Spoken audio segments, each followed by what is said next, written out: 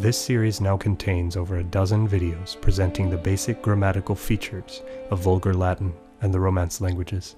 Each video contained many examples pronounced out loud, but none of them addressed the topic of pronunciation directly.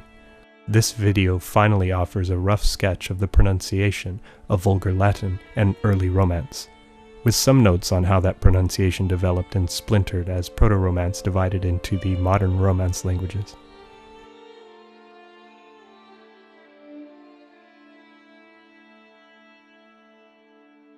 Classical Latin vowels had two values, short and long.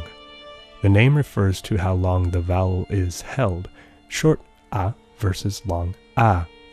You can hear that long vowels are held out longer in time.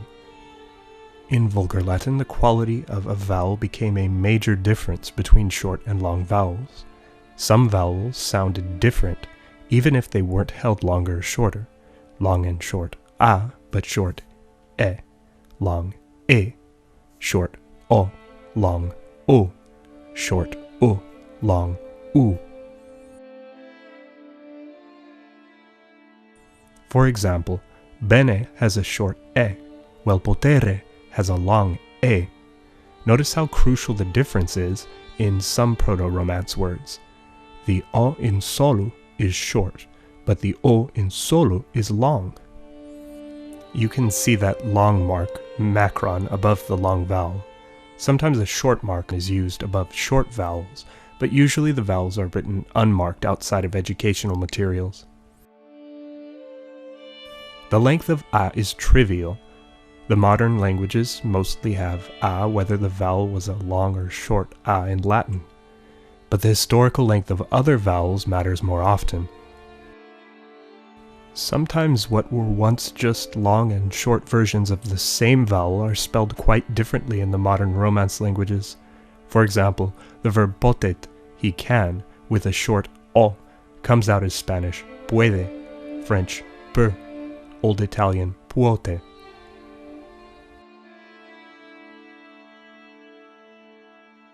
Classical Latin used the vowel combinations ai and au, which tended to, but didn't always, merge with the vowels e and o.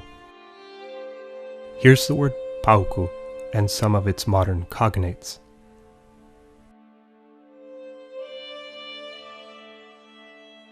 And this is the word quaestione, which was regularly pronounced questione in early Romance. Diphthongs also occur for short e and short o. Tenet, Spanish tiene, Italian tiene, French tient. Or potet, Spanish puede, French peut, Romanian poate.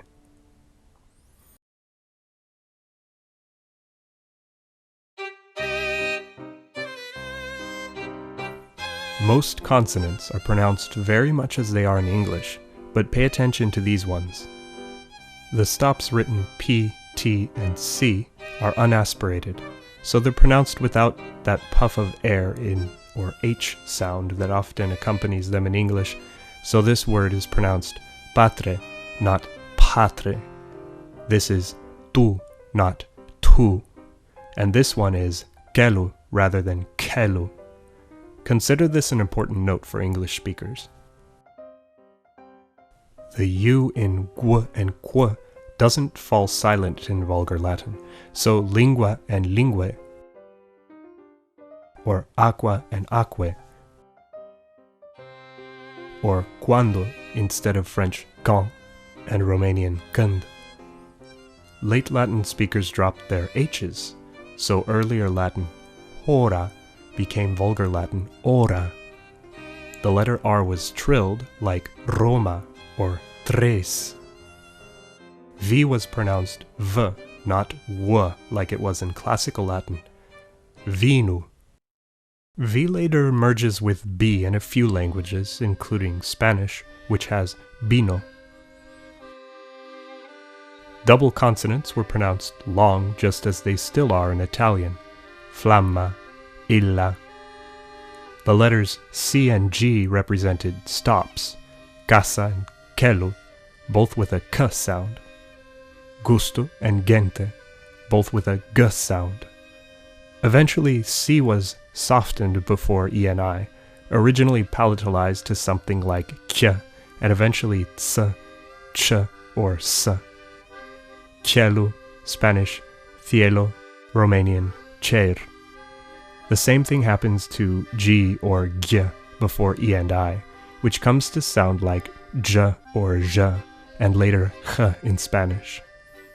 Gente, Portuguese, gente, Italian, gente, Spanish, gente. Uniquely, Sardinian doesn't do this, so G and C stay close to their original K and G sounds before E and I in Sardinian. Cielo, French, ciel, Sicilian, cielo, but Sardinian, celu. Q and G are examples of palatalization. Vulgar Latin consonants turn palatal by pronouncing a short y after the consonant and before another vowel. This y sound is written with an I or sometimes a j. So n or n is palatalized in the word bagno. L gets palatalized in muliere. T is palatalized in gratia.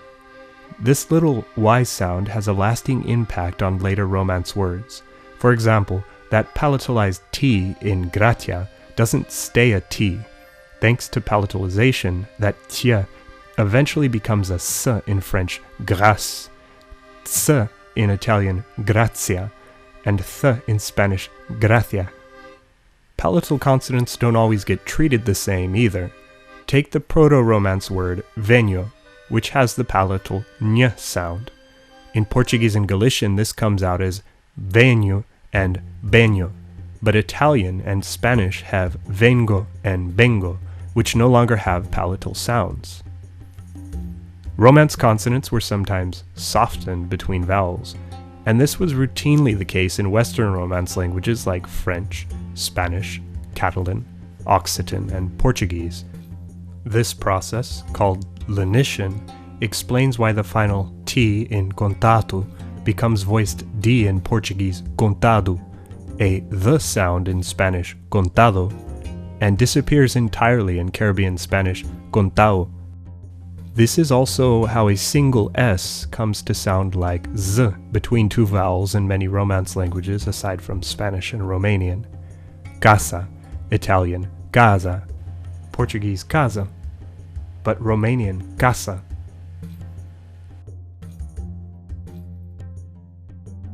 Vulgar Latin and early Romance syllables often contain a vowel or a consonant plus a vowel. Pericolo. A single consonant may close a syllable, facto. Consonant clusters were also found, like pl in placet, or the skr in scripto.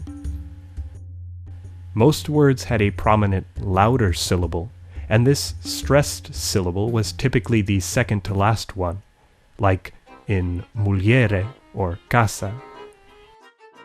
Sometimes it was the third to last syllable, like in prospero or pericolo. The other syllables were unstressed. Unstressed syllables were sometimes cut out. This happened at the end of words, particularly in Romanian, French, Occitan, Catalan, and Romansh. Prospero becomes French prosper, which lost its final syllable, and sale becomes Spanish sal without that final E. Sometimes the middle syllable was cut out.